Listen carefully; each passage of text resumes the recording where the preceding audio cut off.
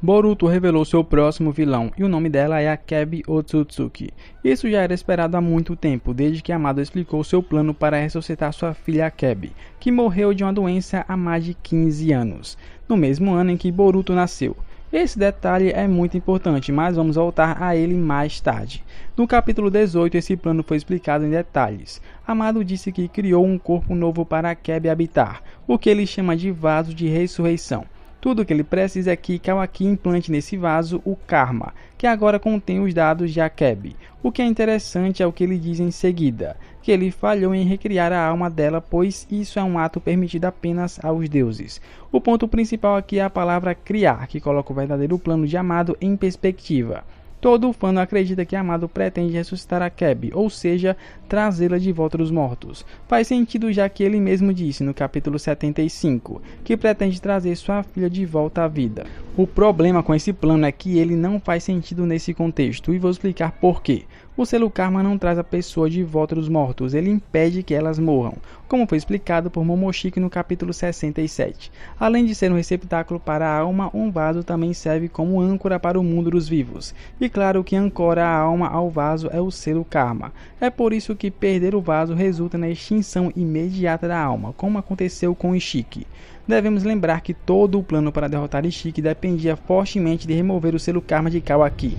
Isso porque sem um vaso preparado para ser receptáculo da alma de Ishiki, ele viajaria para o além ou seria extinto. Da mesma forma, mesmo depois que o selo Karma de Kawaki foi reconstruído e seu corpo ainda possuía os dados de Ishiki, a alma de Ishiki continuava extinta e Kawaki não se tornou o Ishiki. Isso é importante para o caso de Akebi, já que o mesmo se aplica aqui. Quando Akebi morreu há mais de 15 anos, ela não tinha um vaso implantado com karma que pudesse ancorar sua alma ao mundo dos vivos. Isso significa que Akebi original, assim como Ishiki, provavelmente passou para o além ou teve sua alma extinta. Vale notar que a extinção de almas parece se aplicar apenas aos Otsutsukis, já que, como estabelecido em Naruto, as almas humanas viajam para o além. Dito isso, o selo Karma não funciona como uma técnica de invocação semelhante ao Ero Tensei, que vincula a alma de uma pessoa falecida a um vaso vivo e tem o poder de invocar almas do além. O selo Karma, por outro lado, impede que a alma deixe o mundo dos vivos desde o início, sendo descrito como uma âncora. É também por isso que o espírito de Momoshiki permanece próximo a Boruto. Então, como Amado poderia ressuscitar Akebi usando o selo Karma se ela está morta há mais de 15 anos? A resposta é que ele não pode. O objetivo de Amado não é trazer a alma original de Akebi de volta à vida, mas sim criar uma nova cópia de Akebi. Para entender isso, precisamos voltar ao capítulo 47, onde Amado explica que quando um Otsutsuki reencarna usando um vaso, todos os outros selos karmas implantados em outros vasos são simultaneamente apagados. Ele suspeita que isso seja algum tipo de medida de segurança, para poder evitar o risco de criar cópias duplicadas da mesma personalidade. Isso significa que uma instância separada de Ishiki com a mesma personalidade poderia ter surgido do corpo de Kawaki se ela não tivesse sido apagada antes de Ishiki se ressuscitar novamente. Isso teria confundido Kawaki, resultando na criação de um segundo Ishiki. Isso explica o motivo do mecanismo de segurança que apaga todos os selos de karma, exceto aquele no qual o Otsutsuki escolhe se ressuscitar, como uma precaução. O que se estabelece é que o selo de karma tem o poder de criar personalidades duplicadas, algo que é exatamente o que Amado deseja. Isso nos leva de volta ao capítulo 75, onde ele afirma que preservou o cérebro de Akebi e também conseguiu extrair e fazer backup de suas memórias. Essas memórias foram implantadas em um corpo clonado na forma de Delta. Delta tinha a voz de Akebi e sua aparência exata, além de suas memórias, mas era uma pessoa totalmente estranha. Ele continua dizendo que, embora Delta definitivamente mantivesse as memórias de Akebi, ela não era Akebi, não era apenas sua personalidade que estava ausente, mas também sua humanidade. Parece que a consciência humana é mais do que apenas um conjunto de memórias. Mesmo que Amado pudesse criar uma nova pessoa, é impossível reproduzir alguém que já existiu. Foi aí que ele finalmente percebeu que sua filha não existia mais. Assim, Amado sabe que a Akebi original está perdida, não importa quantas vezes ele tente. A personalidade simplesmente não é a mesma. O selo de karma, no entanto, é um pouco diferente, pois é capaz de criar uma réplica exata da consciência baseada nos dados que contém. Portanto, embora Amado não possa ressuscitar a Akebi original, ele definitivamente pode criar uma nova cópia idêntica a ela, como ele afirmou no capítulo 75. Seus esforços para reproduzir, com a palavra-chave sendo reproduzir, uma personalidade habilidade que ultrapassa o domínio dos deuses. Só foi possível com o Shinjutsu conhecido como Karma. Agora que todos entendem que o objetivo de Yamada é recriar a Kybe e não invocar sua alma, qual exatamente é o problema? O principal é que ela pode se tornar um Otsutsuki. Isso foi mencionado pela primeira vez no capítulo 76, quando Kawaki questiona Amado se ressuscitar sua filha usando o Karma a transformaria em uma nova Otsutsuki. Amado respondeu que não tinha certeza, já que não havia precedentes. Isso foi mencionado novamente no capítulo 78, quando Kawaki diz: "Vou repetir, se sua filha ressuscitar a se tornar um Otsutsuki, eu a matarei sem exceções. Receber poder vem primeiro, não estou interessado em criar algo que possa se tornar um novo inimigo."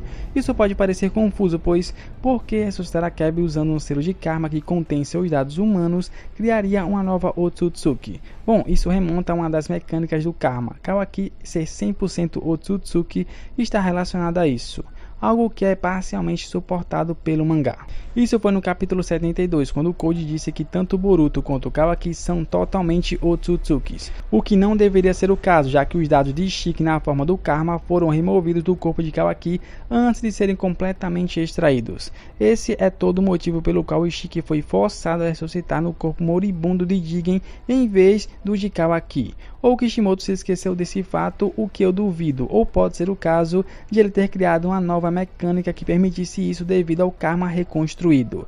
O que quero dizer é que o selo do Karma é basicamente como um arquivo compactado de um Otsutsuki em forma de dados. Isso assume a forma de um chip, que é inserido no corpo do receptáculo. Quanto mais ele extrai, mais o chip reduz de tamanho, dissolvendo-se no corpo de forma semelhante a um cubo de açúcar, como explicado por Amado.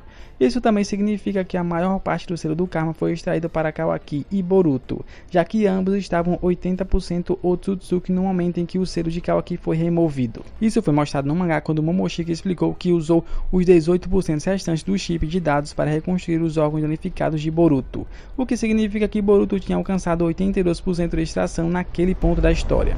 A única forma de Kawaki ter progredido para 100% é se a semente do Karma em si for o que remodela o corpo e não necessariamente os dados Otsutsukis dentro do Karma. Basicamente, o selo do Karma prepara um corpo para receber a essência Otsutsuki, remodelando primeiro o corpo para se alinhar geneticamente com a raça Otsutsuki. Isso explicaria por que Kawaki foi Otsutsificado pelo Karma reconstruído que ele recebeu quando Amado colocou a mão nele. Os 20% restantes de dados humanos de Kawaki foram Otsutsificados, tornando Kawaki 80% Ishiki Otsutsuki e 20% Kawaki Otsutsuki. Isso foi comprovado pelo próprio Boruto. Seu corpo atualmente é 82% Momoshiki e 18% Boruto Otsutsuki. Isso porque Momoshiki converteu os dados kármicos restantes em dados de Boruto para salvá-lo.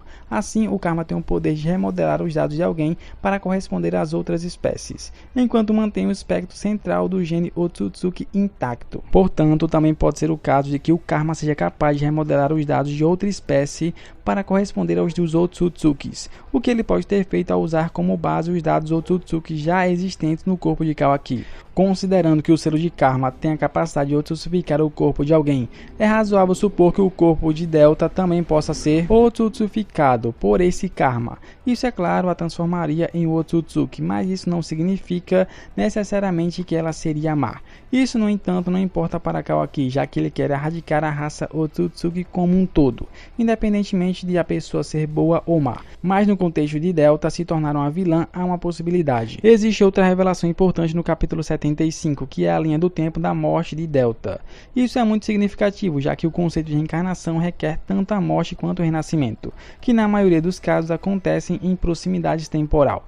Foi revelado por Amado que sua filha morreu há 12 anos. Alguns capítulos antes, Boruto mencionou que isso foi por volta do tempo em que ele nasceu. Por alguma razão, essa informação fornecida por Boruto parece um pouco estranha, já que não adiciona nada ao que está sendo dito, o que significa que foi incluída por outros motivos. Como eu disse antes, a Kybe ter morrido há 12 anos não significa muito por si só, e o fato de isso ter ocorrido na época do nascimento de Boruto seria óbvio para qualquer um que prestasse atenção, já que Boruto tinha 12 anos nesse momento da história. Então, por que fazer o personagem destacar isso na história? O que Kishimoto está tentando insinuar? Agora, voltando a Akebi por um momento, eu já cobri isso no meu vídeo sobre Boruto, sobre ele ser a reencarnação de Shibai. Isso também é um pouco relevante aqui.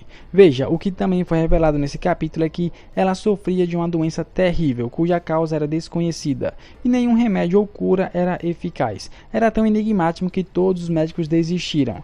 Agora é claro que é possível que ela tenha tido alguma doença estranha que levou à sua morte, mas e se esse não fosse o caso? E se Akebi fosse a reencarnação de Shibai? Então pode parecer loucura, mas faz sentido até certo ponto. Na verdade, há precedentes para isso no mangá original de Naruto, como Naruto e Sasuke sendo a reencarnação de Ashura e Indra. No capítulo 670 foi afirmado que, mesmo após a morte de seus corpos, o chakra que os dois possuíam continuou a reencarnar ao longo do tempo, sem desaparecer repetidamente. Hagoromo também foi tão longe a ponto de dizer que Ashura reencarnou como Naruto, o que significa que Naruto é a iteração atual de Ashura, sua próxima vida, mas isso também confirma que a reencarnação de alguém pode ser diferente de si mesmo. O sábio deixou claro que a natureza simples e descontraída de Naruto é muito diferente da dos reencarnados anteriores, até mesmo de Ashura. O motivo pelo qual isso é relevante para Akebi ser a reencarnação de Shibai, ou Shibai ser a reencarnação de Akebi, é que isso explica por que a personalidade de Akebi pode ser diferente de Shibai,